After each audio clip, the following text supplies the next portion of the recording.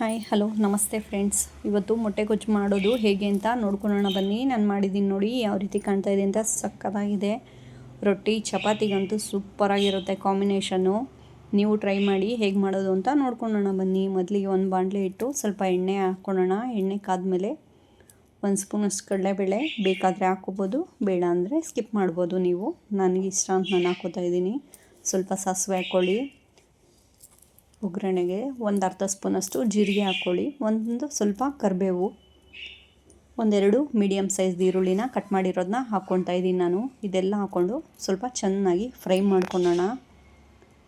ಈರುಳ್ಳಿಲಿ ಹಸಿ ವಾಸನೆ ಹೋಗಿ ಸ್ವಲ್ಪ ಕಲರ್ ಚೇಂಜ್ ಆಗೋವರೆಗೂ ಈರುಳ್ಳಿನ ಫ್ರೈ ಮಾಡ್ಕೋಬೇಕು. ಅದ್ರ ಜೊತೆಗೆ ಹಾಗೆ ನಾನು ಒಂದು 4 ಬೆಳ್ಳುಳ್ಳಿ ಹೆಸಳನ್ನ ಹಾಕ್ಕೋತಾ ಇದ್ದೀನಿ, ಜಜ್ಜಿರೋದನ್ನ.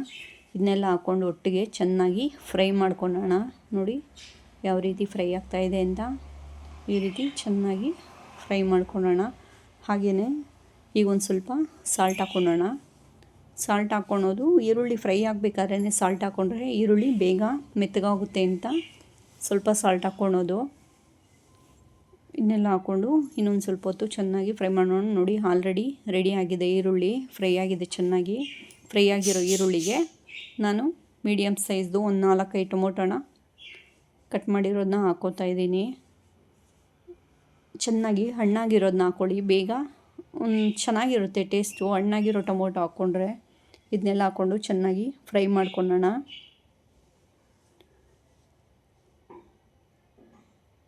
ಒಂದು ಅರ್ಧ ಸ್ಪೂನು ಖಾರದ ಪುಡಿ ಹಾಕ್ಕೋತಾ ಇದ್ದೀನಿ. ಗರಂ ಮಸಾಲ ಅರ್ಧ ಸ್ಪೂನ್ ಹಾಕ್ಕೋತಾ ಇದ್ದೀನಿ ನಾನು.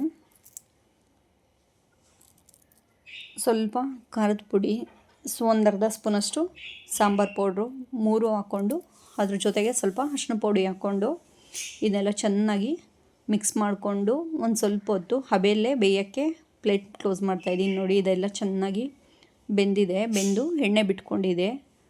ಈ ರೀತಿ ಚೆನ್ನಾಗಿ ಫ್ರೈ ಆಗೋವರೆಗೂ ಇದನ್ನೆಲ್ಲನೂ ಫ್ರೈ ಮಾಡ್ಕೋಬೇಕು. ಈಗ ಫ್ರೈ ಮಾಡಿಕೊಂಡು ಮಧ್ಯದಲ್ಲಿ ಸ್ವಲ್ಪ ನಾವು ಲೋ ಫ್ಲೇಮ್ ಮಾಡ್ಕೊಳ್ಳೋಣ. ಸಣ್ಣ ಉರಿಯಲ್ಲಿ ಈ ಥರ ಗ್ಯಾಪ್ ಮಾಡಿಕೊಂಡು ನಾನು 4 ಮೊಟ್ಟೆ ಹಾಕ್ಕೋತಾ ಇದ್ದೀನಿ. ನಿಮಗೆ ಮನೇಲಿ ಎಷ್ಟು ಜನ ಇದ್ದಾರೋ ನೋಡಿಕೊಂಡು ಅದ್ರ ಮೇಲೆ ಮೊಟ್ಟೆ ಹಾಕ್ಕೊಳ್ಳಿ. ನೀವು ಎಷ್ಟು ಬೇಕೋ ಅಷ್ಟು ನೋಡಿಕೊಂಡು. ನಾನು ಒಂದು 4 ಮೊಟ್ಟೆ ಹಾಕ್ಕೋತಾ ಇದ್ದೀನಿ, ಸಾಕು ನಮಗೆ. ಇದನ್ನೆಲ್ಲ ಹಾಕ್ಕೊಂಡು ಚೆನ್ನಾಗಿ ಸ್ವಲ್ಪ ಹೊತ್ತು ಮಧ್ಯದಲ್ಲಿ ಸ್ವಲ್ಪ ಲೋ ಫ್ಲೇಮಲ್ಲೇ ಈ ರೀತಿ ಮಿಕ್ಸ್ ಮಾಡ್ಕೋಬೇಕು, ಯಾಕೆಂದರೆ ತಳ ಹಿಡಿದ್ಬಿಡುತ್ತೆ ಅಂತ.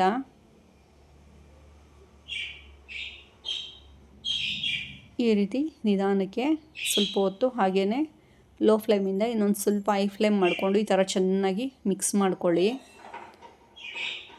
ಇದೆಲ್ಲ ಮೊಟ್ಟೆ ಎಲ್ಲ ಒಂದು ಸ್ವಲ್ಪ ಬೆಂದಂಗೆ ಆದಾಗ ಫುಲ್ ಹಾಗೆಯೇ ಎಲ್ಲ ಗೊಜ್ಜಿಗೂ ಎಲ್ಲದಕ್ಕೂ ಸೇರಿಸಿ ಈಗ ಹೈ ಫ್ಲೇಮ್ ಮಾಡಿಕೊಂಡು ಈ ರೀತಿ ಚೆನ್ನಾಗಿ ಮಿಕ್ಸ್ ಮಾಡ್ಕೊಂಬಿಡಿ.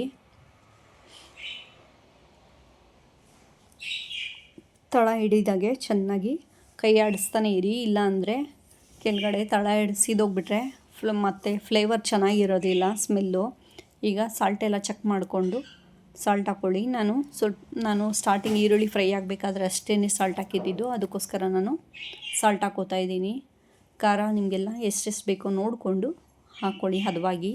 ಇದೀಗ ರೆಡಿಯಾಗಿದೆ. ಇದಕ್ಕೆ ನಾವು ಕೊತ್ತಂಬರಿ ಹಾಕ್ಕೊಳ್ಳೋಣ. ಕೊತ್ತಂಬರಿ ಹಾಕ್ಕೊಂಡು ಇದಕ್ಕೆ ಸ್ವಲ್ಪ ಚೆನ್ನಾಗಿ ಮಿಕ್ಸ್ ಕೊಡೋಣ.